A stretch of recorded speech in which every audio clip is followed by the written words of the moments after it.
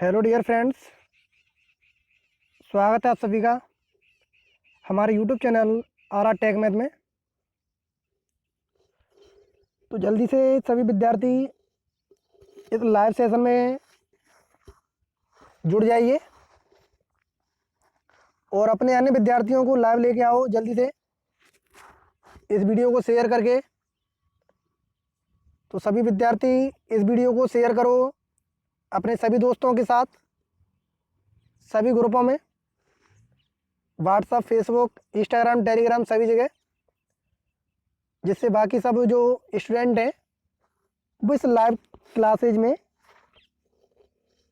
अपनी उपस्थिति दर्ज करा सकें। तो चलिए स्टार्ट करते हैं।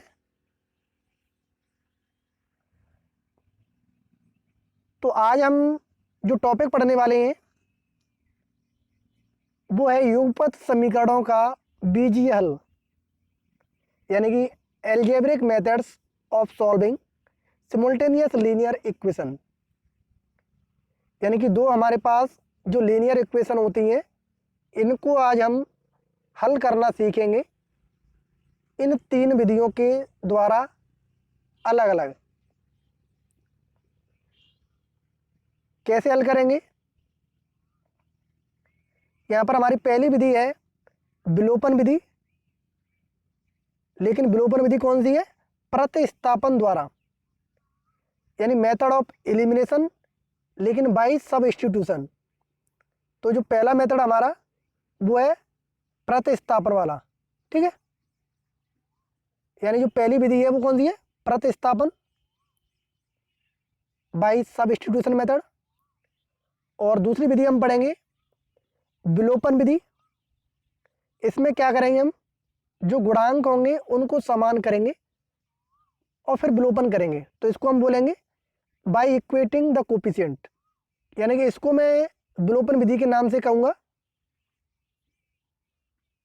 पहली वाली प्रतिस्थापन के नाम से, और दूसरी वाली को मैं विलोपन विधि के नाम से आपको कराऊंगा, ठीक है।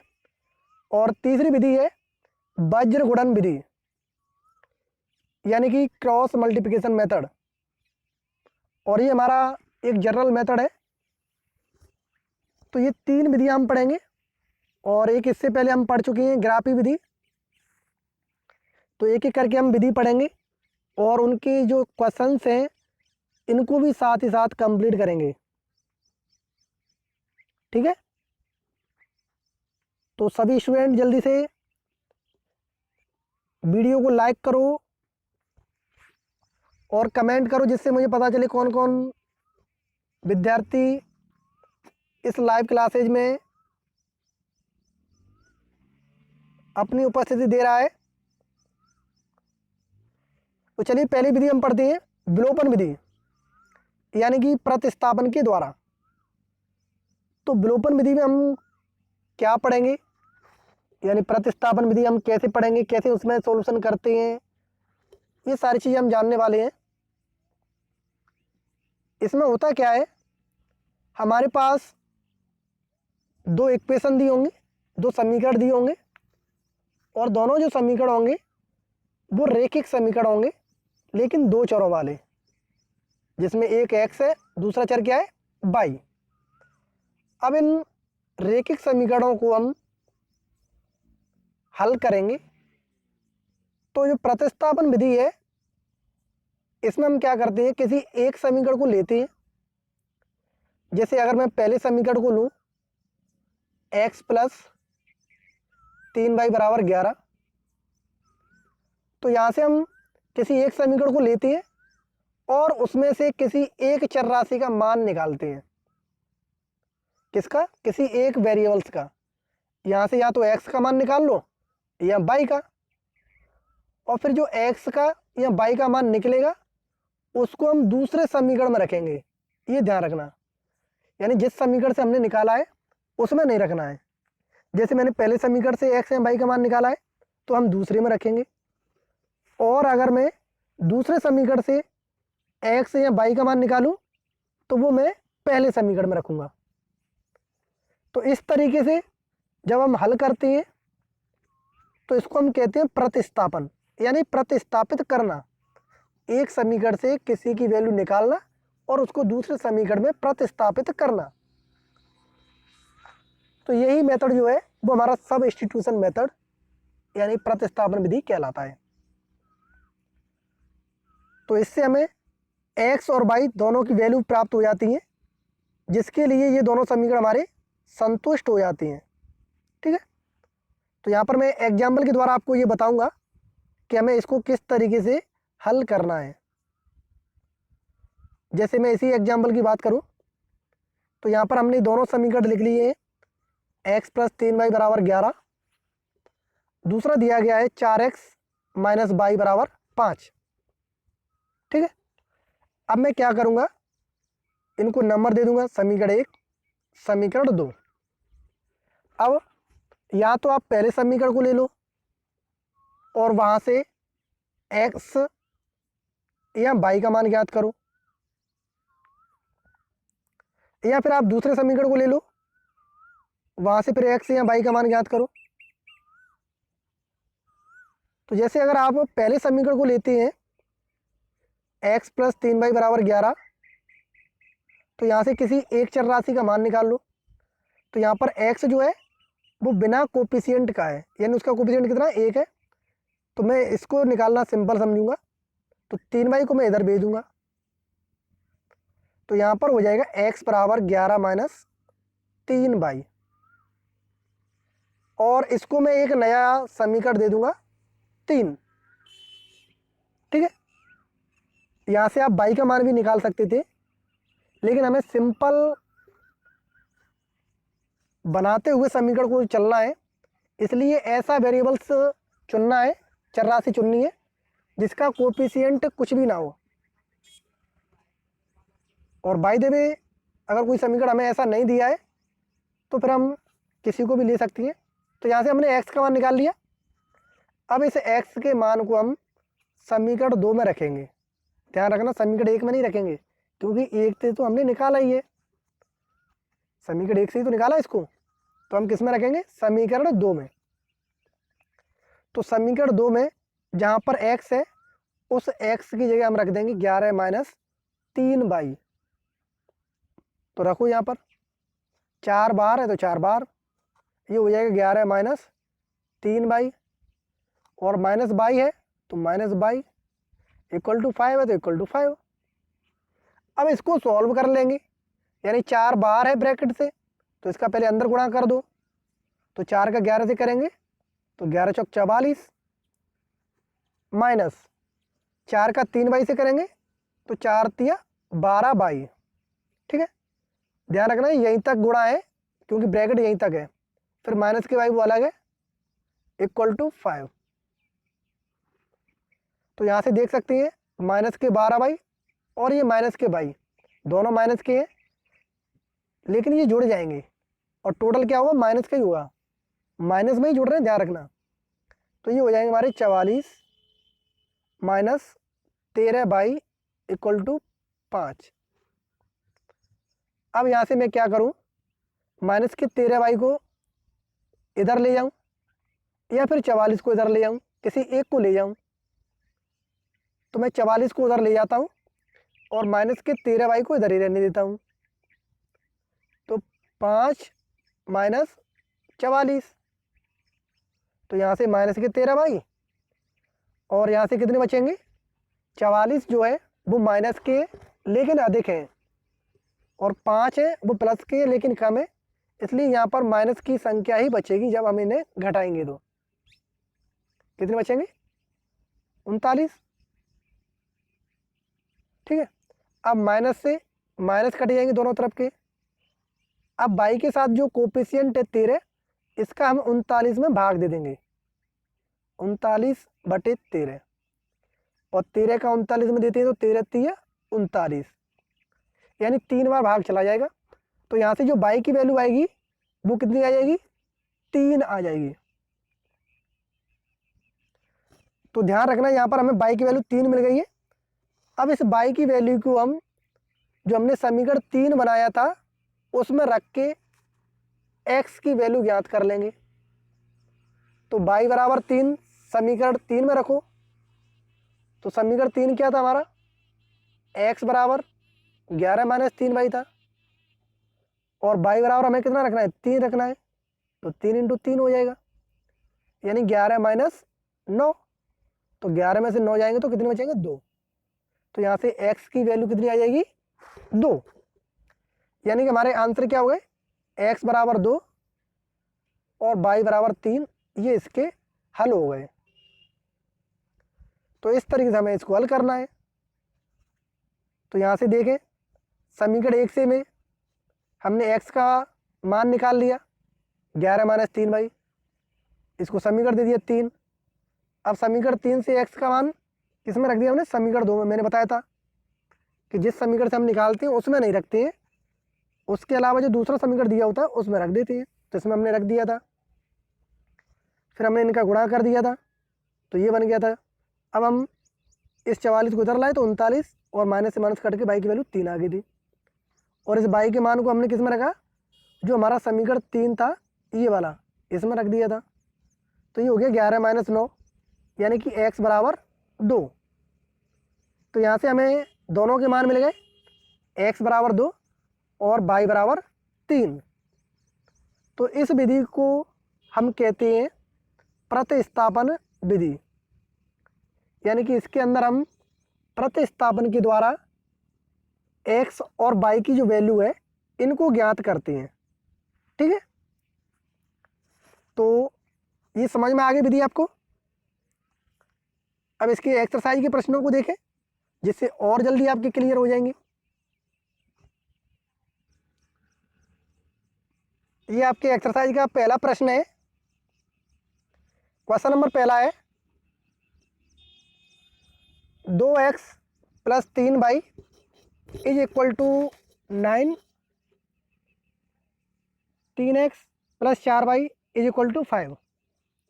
तो सबसे पहले हम इन दोनों समीकरणों को नंबर दे देंगे, यानी समीकरण फर्स्ट और समीकरण सेकंड। इसके बाद किसी एक समीकरण को लेना है, या तो फर्स्ट को ले लो या सेकंड को, और वहाँ से किसी एक चरराशि यानी वेरिएबल्स की वैल्यू ज्ञात करनी है, या तो x की या y की। तो हमने समीकरण 1 को ले लिया, इक्वेशन फर्स्ट को, क्या है, 2x plus 3y is equal to 9। तो यहाँ से हम x की वैल्यू निकालें या y की, तो मैं यहाँ से x की वैल्यू निकालता हूँ। तो 2x बराबर इस प्लस के 3y को मैं इधर लेके आ गया, तो ये हो जाएंगे 9 माइनस 3y। अब चूँकि मुझे तो x की वैल्यू ज्ञात करनी है, तो इसका जो कोफिशिएंट है 2, इसका मैं इसमें भाग दे दूंगा, 9 माइनस 3y बटे 2। तो ये हमारी x की वैल्यू हो जाएगी। देखो यहीं पर है, यही है ना, x बराबर 9 माइनस 3y बटे 2। और इसको मैं एक नया नाम दे दूंगा, समीकरण 3। अब इस समीकरण 3 का जो मान है x का, इसको मैं समीकरण 2 में रखूंगा। ध्यान रखना, समीकरण 1 से हमने निकाला है x का मान, इसलिए हम समीकरण 1 में नहीं रखेंगे, इसके अलावा जो दूसरा समीकरण है उसमें हम रखेंगे। तो जहाँ पर x है उसकी जगह पर वैल्यू आ जाएगी 9 माइनस 3y बट्टे 2। तो समीकरण 2 देखो क्या है, 3x, यानी 3 इंटू ब्रैकेट में 9 माइनस 3y बट्टे 2, फिर प्लस के 4y, तो प्लस के 4y इक्वल टू 5। अब हम इसको सॉल्व कर लेंगे। सॉल्व कैसे करना है, सॉल्व ऐसे कर लो, यहाँ पर एलसीएम ले लो, जैसे यहाँ पर दिया है, पहले इनका गुणा कर लेते हैं 3 का ऊपर, क्योंकि 3 बाहर है ब्रैकेट से, तो 3 का ऊपर गुणा करेंगे तो 3 इंटू 9 हो जाएगा, माइनस 3 इंटू 3 22 हो जाएगा, और पूरे के बटे में जो 2 है वो 2 बना रहने दो। अब इसके बाद में ही प्लस के 4y है इक्वल टू 5, तो वो हम साथ में लिख लेंगे। ठीक है, और जो बटे वाला 2 है वो 2 रहने दो, इसके बटे में 1 लिख लेंगे, और इसके बटे में भी 1 लिख लेंगे। फिर इनका एलसीएम ले लेंगे तीनों का एक साथ। क्या कर दें, तीनों का एक साथ एलसीएम ले लें, तो ये तो हमारा रहेगा 29 माइनस 9 बाई, क्योंकि इसके बटे में 2 है तो इसका एलसीएम तो 2 है, तो इसमें तो कोई गुणा नहीं हुआ, प्लस 4 बाई के बटे में 1 है, 1 का भाग 2 में देंगे तो 2 बार, 2 का गुणा 4 से कर देंगे तो 4 दूनी 8 बाई हो जाएगा। ठीक है, इक्वल टू 5 के भी बटे में 1 है और 1 का भाग 2 में देंगे तो 2 बार, और 2 का गुणा 5 से कर देंगे तो 10। जब हम पूरे समीकरण का एक साथ एलसीएम लेते हैं तो वो हमारा एलसीएम कट जाता है। ठीक है, यानी फिर हम उसको नहीं लिखते हैं। तो हमारे पास समीकरण क्या रह गया, 27 minus 9 y plus 8 y is equal to 10। तो यहाँ से हम 9 बाई माइनस किए, 8 बाई प्लस किए, तो यहाँ से पास जो बाई बचेगा वो माइनस का 1 बचेगा, यानी 27 माइनस बाई रह जाएगा इक्वल टू 10। अब हम इसको इधर ले आए, 27 को, बाई को इधर ले आए और 10 को इधर ले आए, तो बाई बराबर हो जाएगा हमारा 27 माइनस 10, और जब 27 में 10 घटाएंगे तो 17, यानी बाई का आंसर कितना हो जाएगा 17। और जो बाई का मान हमें प्राप्त हुआ है इसको हम रखेंगे इस समीकरण 3 में, जिससे हमें x का मान मिल जाए। तो हमने इसमें रख दिया 9 माइनस 3 इंटू बाई, तो 3 इंटू 17 बटे 2। अब गुणा कर दो, 9 माइनस 17 तो 51 बटे 2। अब जब घटाएंगे तो हमारे पास माइनस की संख्या बचेगी, माइनस के 42 बटे 2, यानी कि माइनस के 21। तो हमारे आंसर क्या हो जाएंगे, x बराबर माइनस के 21 और y बराबर 17। तो ये दोनों जो मान है वो हमारे समीकरण को संतुष्ट करेंगे। समझ में आ गई? अगर समझ में आ गई हो तो थम्स अप करके बता दो जल्दी से। क्वेश्चन नंबर 2 इसका,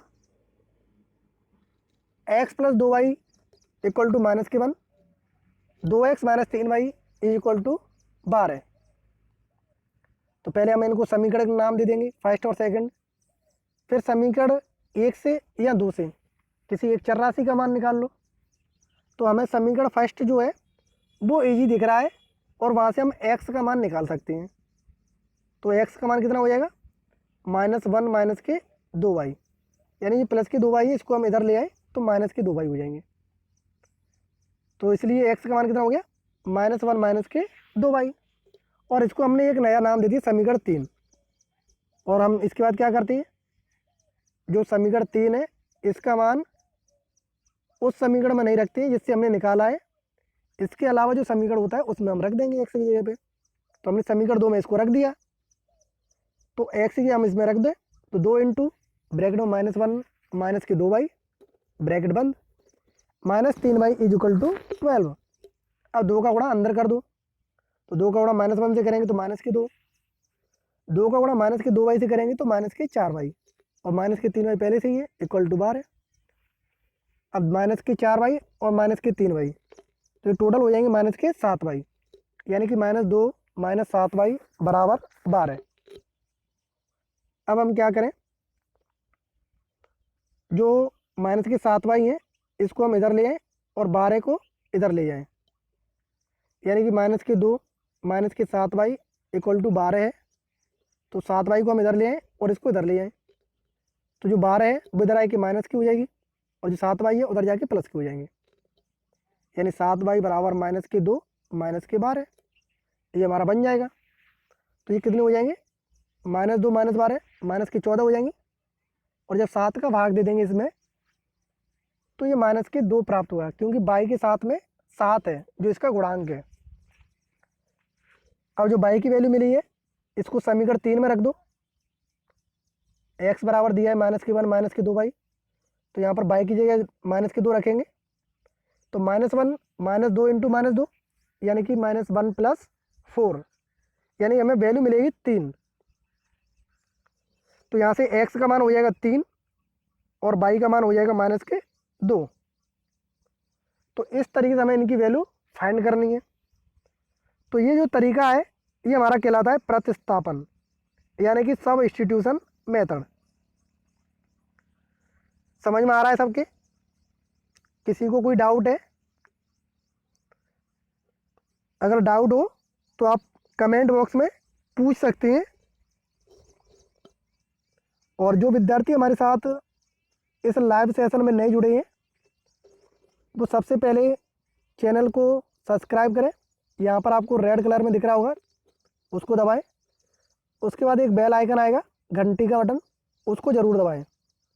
ठीक है, जिससे क्या है जब भी लाइव सेशन होगा तो नोटिफिकेशन सबसे पहले आपके पास पहुँच जाएगा। Question number 3, 3x + 2y = 11। दूसरा समीकरण है 2x + 3y = 4।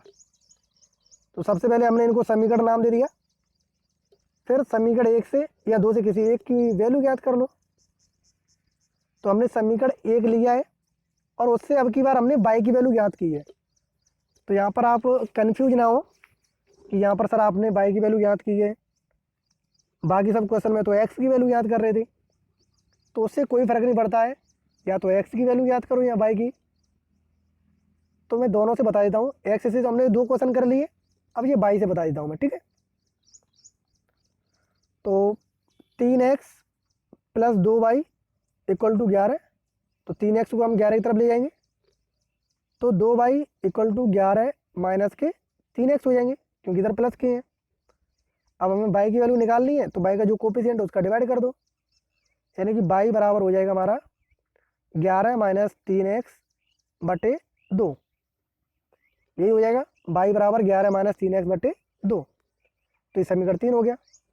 अब इस समीकरण 3 के मान को हम समीकरण 2 में रखेंगे। तो हमने समीकरण 2 में रख दिया, y की जगह पे 2x + 3 × y, तो y का मान रख दिया = 4। अब यहाँ पर भी हम क्या करें, पहले 3 का अंदर गुणा कर लें, फिर पूरे का एलसीएम ले लें।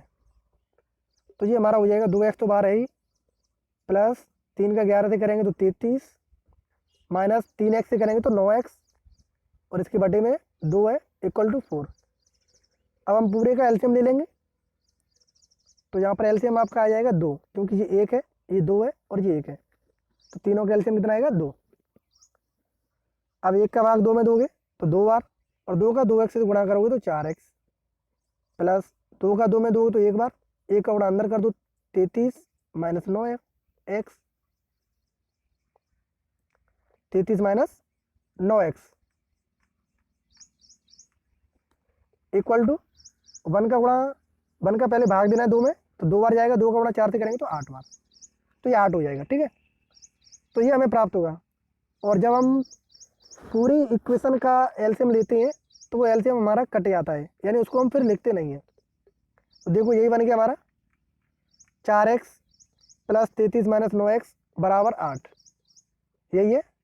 अब इसको सॉल्व कर लो, प्लस के 4x हैं, ये माइनस के 9x हैं, तो यहाँ से माइनस के 5x बचेंगे।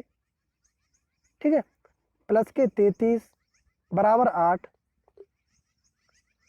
अब हम क्या करें, माइनस के 5x को 8 की तरफ ले जाएं और 8 को इधर ले जाएं।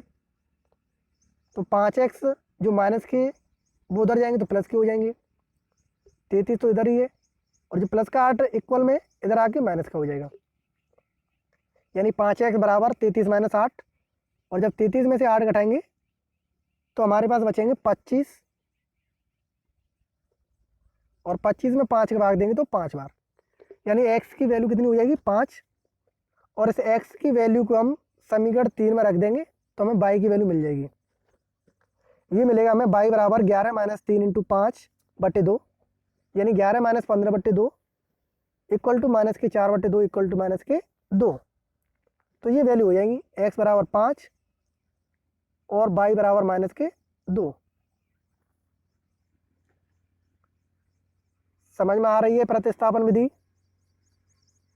या फिर कोई डाउट है इसमें?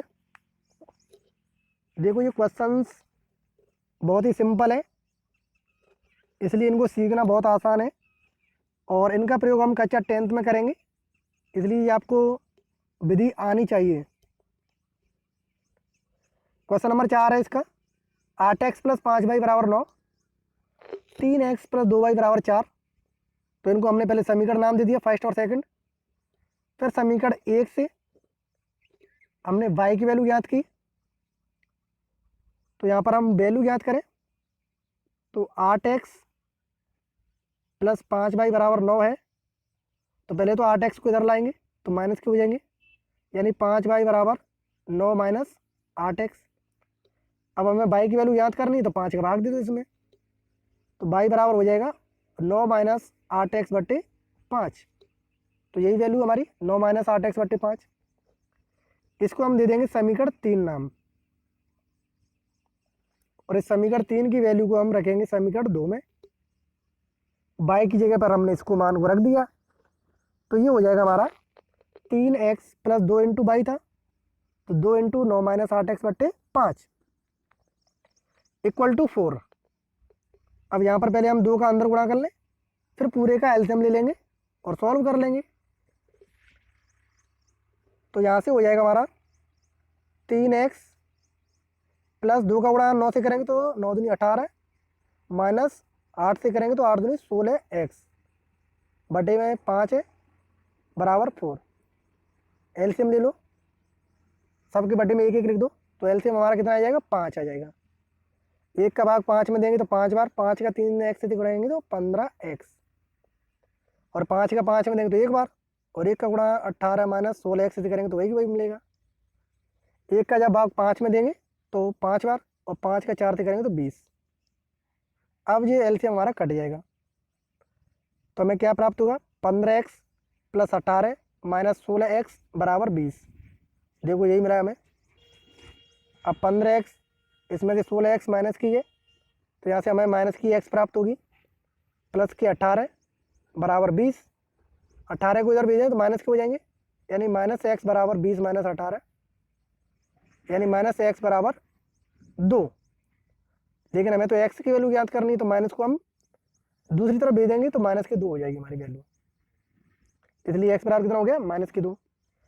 अब इस x के मान को हम समीकरण 3 में रख देंगे तो हमें y का मान मिल जाएगा।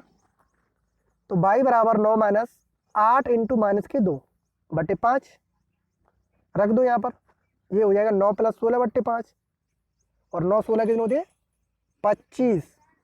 25 में 5 के भाग देंगे तो 5 बार, तो ये हमें वैल्यू मिल जाएगी x बराबर माइनस के 2 और y बराबर 5। ये इसके सॉल्यूशन हो जाएंगे क्वेश्चन नंबर 4 के। समझ में आ रही है ये विधि, जो प्रतिस्थापन विधि है वो समझ में आ रही है या नहीं आ रही है? एक तो आप लोग कमेंट नहीं करते हैं, जब तक आप कमेंट नहीं करोगे तो मुझे कैसा पता चलेगा। नेक्स्ट क्वेश्चन देखे, क्वेश्चन नंबर 5। 4x माइनस के 5y बराबर 39, 2x माइनस 7y बराबर 51। पहले हमने इनको समीकरण के रूप में लिख दिया, और फिर पहले समीकरण से हम y का मान ज्ञात कर लेंगे। यहाँ से कितना दिया है 4x माइनस 5y बराबर 39, तो माइनस के 5y को मैं इधर ले आऊँ तो प्लस के हो जाएंगे, और 39 को इधर ले आऊँ तो माइनस के हो जाएंगे। तो यहाँ से कितना हो जाएगा 5y बराबर 4x माइनस के 39। अब 5 का भाग दे देंगे तो कितना बन जाएगा y बराबर 4x माइनस 39 बट्टे 5। इसको दे देंगे समीकरण 3 नाम, और समीकरण 3 से जो y का मान है वो हम समीकरण 2 में रख देंगे। तो ये हमें प्राप्त होगा 2x माइनस 7 इंटू ब्रैकेट में 4x माइनस 39 बट्टे 5 इज इक्वल टू 51। अब यहाँ पर हम 7 का पहले अंदर गुणा कर दें, फिर पूरे का एलसीएम ले लेंगे। तो 2x माइनस 7 का 4x से करेंगे 7 चौका 28x, माइनस 7 का 39 से करेंगे तो गुणा कर लो इनका, तो ये बनेगा हमारा 273। लेकिन माइनस के साथ है और माइनस अंदर पहले से ही है, तो जब माइनस का माइनस से गुणा करते हैं तो प्लस के हो जाते हैं, इसलिए प्लस के कितने हो जाएंगे 273 बटे 5, और इक्वल टू में कितनी है 51, तो 51। ठीक है, अब पूरे का एलसीएम ले लेंगे, तो एलसीएम हमारा आ जाएगा 5। अब 1 का भाग 5 में देंगे तो 5 बार, और 5 का 2x से करेंगे तो 5 दूनी 10x हो जाएगा, और ये एज इट इज रहेगा क्योंकि 5 का 5 में देंगे तो 1 बार, तो माइनस के 28x प्लस 273। अब 1 का भाग 5 में देंगे तो 5 बार 5 का 51 से करेंगे तो 255, यानी कि ये हमें मिल जाएगी 10x माइनस 28 है एक्स प्लस 273 बराबर 255। और जो बटे वाला 5 होगा वो कट जाएगा, क्योंकि पूरे का जब एलसीएम लेते हैं इक्वल सहित तो एलसीएम को हम काट देते हैं।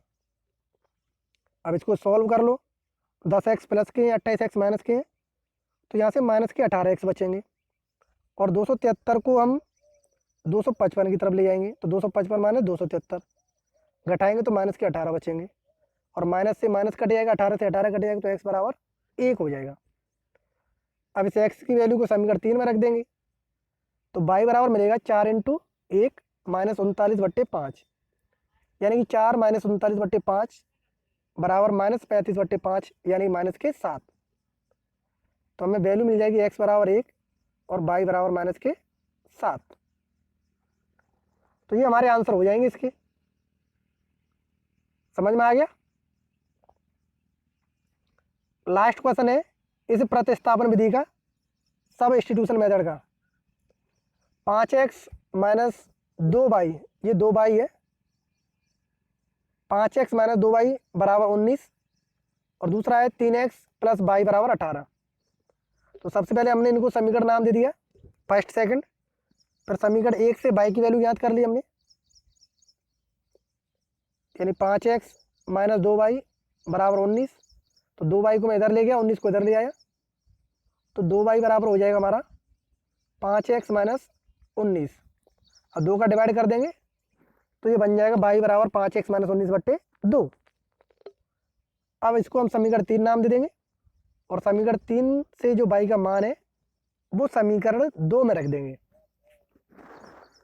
तो ये मिलेगा हमें 3x प्लस ब्रैकेट में 5x माइनस 19/2 बराबर 18। अब हम पहले 2 का गुणा वो एलसीएम ले लें, क्योंकि यहाँ पर गुणा करने के लिए कोई संख्या नहीं है, तो यहाँ पर हम सिंपल एलसीएम ले लेंगे। तो इसके बटे में 1 लिख लो, इनके बटे में भी 1 लिख लो, तो टोटल एलसीएम आ जाएगा 2। अब 3x के बटे में जो 1 है उसका डिवाइड करेंगे 2 में तो 2 बार, और 2 का गुणा करेंगे 3x तो 6x। अब इस 2 का 2 में डिवाइड करें तो 1 बार, और इसका गुणा करें तो 5x माइनस 19। 18 के बटे में 1 है तो 1 का 2 में करेंगे तो 2 बार, और 2 का 18 से करेंगे तो 36, और ये एलसीएम हमारा कट जाएगा, यानी कि हमें प्राप्त होगा 6x प्लस 5x माइनस 19 बराबर 36। अब 6x और 5x कितने हो जाएंगे?